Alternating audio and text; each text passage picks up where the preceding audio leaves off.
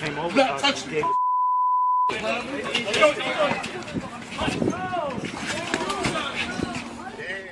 You see the viral videos on social media, you hear about the community protests, and you see the headlines in the news.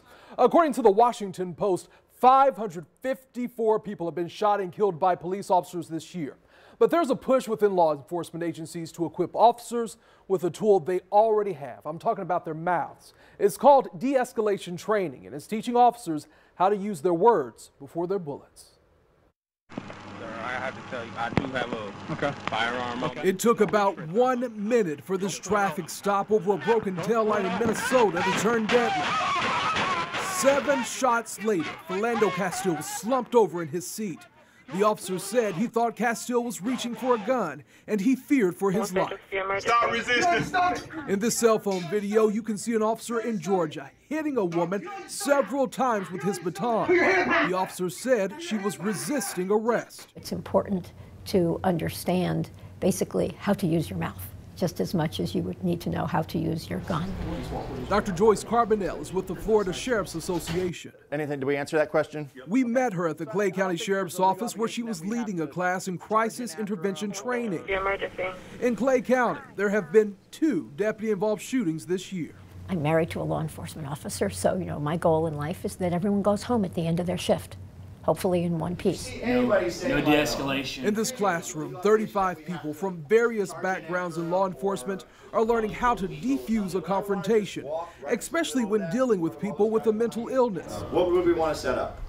A report published by the Rudderman Family Foundation reveals almost half of the people killed by police officers have some type of disability. Serious to the point that the largest mental institution in this country is the Cook County Jail. The report mentions that police have become the default responders to mental health calls.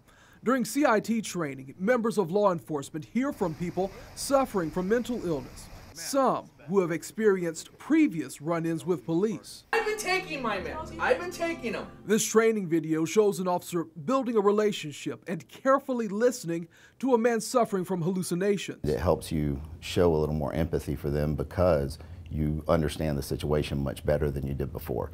Tom Barnes is a deputy with Clay County Sheriff's Office and also a training coordinator.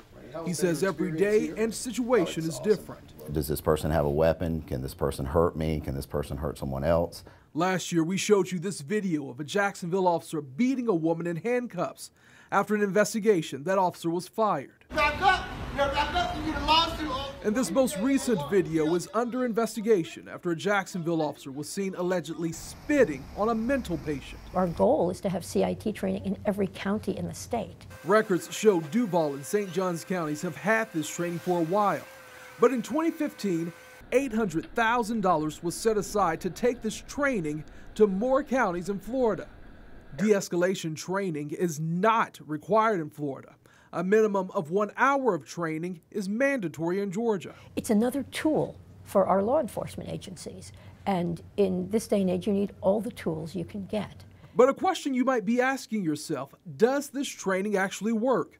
Dr. Carbonell says it reduces SWAT callouts and use of force. She directed me to the Dallas, Texas Police Department. Don't move, baby. They'll shoot you. Shut up. Dallas officers were one of the first in the country to train in de-escalation.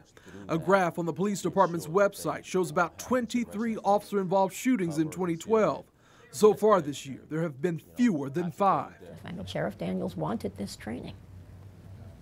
That's why we're here. In Clay County, they're hoping every member of law enforcement is equipped with a verbal weapon as well as the one on their hip. Not a us against them mentality, but we're all in this together mentality where we're part of the community, so obviously we want the community to succeed with us. And I contacted the Jacksonville Sheriff's Office on their training standards. Officers receive CIT and de-escalation training. Now, a statement they sent me reads in part, de-escalation isn't just a class you take. It's a training philosophy and mindset that the Jacksonville Sheriff's Office embraces and teaches. From the time a recruit first starts at the academy, all their coursework is imbued with the principles, concepts, and tactics of de-escalating conflict.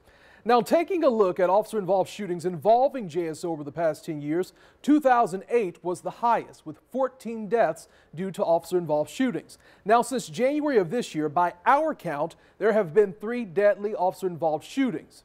In St. Johns County, they undergo the same training, and Chuck Mulligan with the Sheriff's Office says they have noticed a decrease in officer-involved shootings, but he couldn't provide me the numbers at that moment. Now, we did talk about some of the techniques that are taught, in case you're wondering. It's different for every person, but for example, during de-escalation training, they're taught to use a calming voice, build trust with the person you're talking to, and ask permission before you do anything. But of course, every situation is different, and there are times an officer has no choice but to use their weapon. But of course, they're learning words before weapons.